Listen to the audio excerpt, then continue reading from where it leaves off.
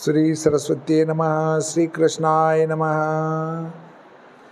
मैं श्री भादव माता पंचांगकर्ता ज्योतिषाचार्य पंडित भागीरथ जोशी, लग्न सारणी समुच्चय, विश्व सायन लग्न सारणी, विश्वोपकानयनम, विश्व दिनमान सारणी आदि पुस्तकों का लेखक।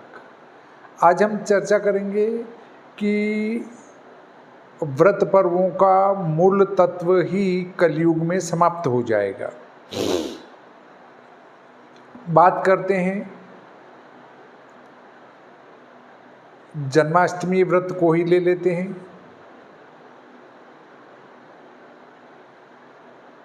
निर्णय सिंधु और धर्म सिंधु, इसमें व्रतों का विधान बताया गया है।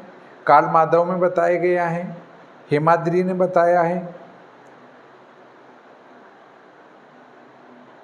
और भी अनेक ग्रंथ हैं जिनमें व्रत पर्वों का विधान बताया गया है। निर्णय सिंधु में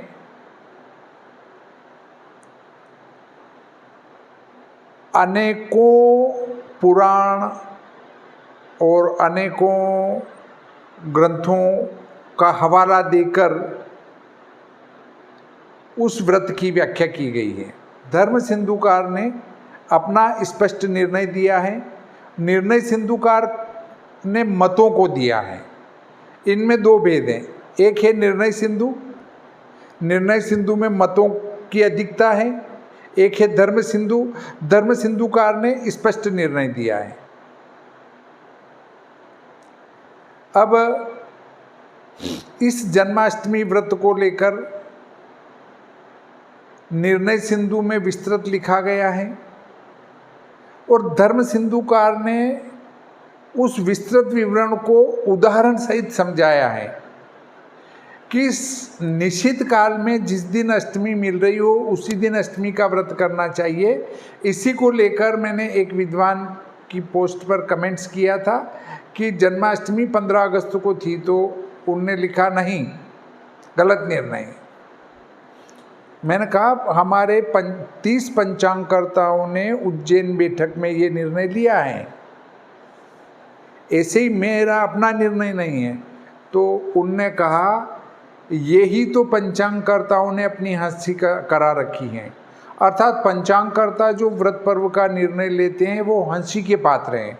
तो फिर ऐसे लोगों को पंचांगों का उपयोग ही नहीं करना चाहिए, उनको तो स्वयं का अपना पंचांग बना लेना चाहिए। जो ऐसी बात करते हैं वो अपना पंचांग बना के निकाल के बताएं, फिर बात करें कि नहीं ये पंचांगकर्ता गलत लिख रहे हैं। पंचांगकर्ता कई ग्रंथों का अध्ययन करने के बाद उनका सार लेते हैं, सार लेने के बाद व्रत पर्व को अपने पंचांग में लगाते हैं। और फिर ये कुछ जो लोग हैं पंचांगकर्ताओं की काटने के लिए कि देखो ये कुछ नहीं जानते हैं, ऐसा बताने के लिए ये अपना एक अलग निर्णय पारित करते हैं।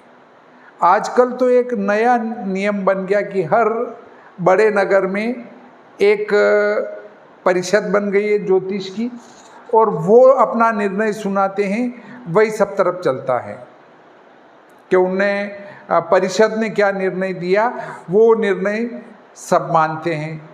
अरे भाई, पंचांगकर्ता ने ये सारी बातें देख के ही निर्णय लिया है, तो फिर आपको अलग से परिषद में व्रत पर्व का निर्णय लेने की कहाँ जरूरत लग रही है? और अगर लग रही है आपको तो आप अपना एक पंचांग नया निकाल दीजिए कि हमारे परिषद का ये पंचांग चलेगा और इसका निर्णय मान्य रहेगा। तो इस प्रकार जो है गलत निर्णय कदापि न लें। हम जो व्रतों का मूल तत्व है, इसी प्रकार इस कलयुग में हमेशा के लिए समाप्त हो जाएगा, क्योंकि गुजरात में एक अलग पंथ चल रहा है, एक फिर इस्कान अलग चल रहा है, एक पंथ वैष्णव पंथ अलग हैं, निम्बार्क पंथ अलग हैं, पुष्टि मार्गी पंथ हैं। ये पंथों की अधिकता होती जा रही है। और अधिकता के कारण इनके जो मुखिया हैं वो अपना अलग से निर्णय सुनाते हैं। तो जो हमारे शास्त्रों में व्रत पर्व के जो मूल तत्व लिखे हैं उनसे हटकर वो अपना निर्णय देते हैं, और इस प्रकार जो हमारे व्रत पर्वों का मूल तत्व है वो समाप्त हो जाएगा। अब जो पंचांगकर्ता कह रहे हैं उसकी कोई मानने को तैयार नहीं है। उपयोग उसी पंचांग का करेंगे पर निर्णय अपना सुनाएंगे, नहीं ये पंचांग में गलत लिखा है, ये जन्माष्टमी का निर्णय जो है पंचांगकर्ता ने गलत दिया है। अरे भाई, पंचांगकर्ता ने जन्माष्टमी का निर्णय गलत दिया तो बाकी पंचांग सही कहाँ से हो गया? पूरा पंचांग ही गलत है ना भाई। एक जन्माष्टमी का निर्णय उस पंचांगकर्ता का गलत है, बाकी सही कैसे हुआ? तो पूरा पंचांग गलत हुआ। तो आप अपना एक सही पंचांग जारी कीजिए। तो इस प्रकार जन्माष्टमी होनी थी 15 अगस्त को, और लगभग 80% भारत में 16 अगस्त को मनाई गई। तो अब जो उसका मूल सार है, मूल तत्व है जन्माष्टमी का, वो समाप्त हो गया। उसको 15 अगस्त को निश्चित काल में मनानी थी पर मनाई 16 को। अब ऐसे ही एकादशी के संबंध में भी होता है, अन्य व्रत पर्वों के संबंध में भी ऐसा होने लगा है कि वो अपने जी में आए तब मना रहे हैं। ऐसे ही एक विद्वान हैं, उनने अपनी पुस्तक में लिखा कि व्रत पर्वों के निर्णय के लिए जो व्रत पर्व जहाँ का मुख्य है वहाँ के अनुसार उस व्रत पर्व को मना लो। हमारे धर्म ग्रंथों को तो घड़ी करके एक तरफ रख दो और बाकी वो मनाओ। कौन सा मनाओ? जैसे जन्माष्टमी मनाना है तो मथुरा वाली मनाओ, होली मनाना है तो फिर वो होली जहाँ मनती है वहाँ की, होली भी वहीं गोकुल मथुरा वृंदावन के पास में मनाई जाती है, तो वो जिस दिन मनाए उस दिन मना लो। भगवान राम की रामनवमी कब मनाओ? जब अयोध्या में मनाए तब मना लो। ये आजकल ऐसे लोग हो गए हैं जो व्रत पर्वों के निर्णय करने के सिद्धांतों को न पढ़ते हुए अपना मनमाना आचरण करने लगे हैं। इस मनमाने आचरण के कारण व्रत पर्वों का मूल तत्व ही चला जाएगा।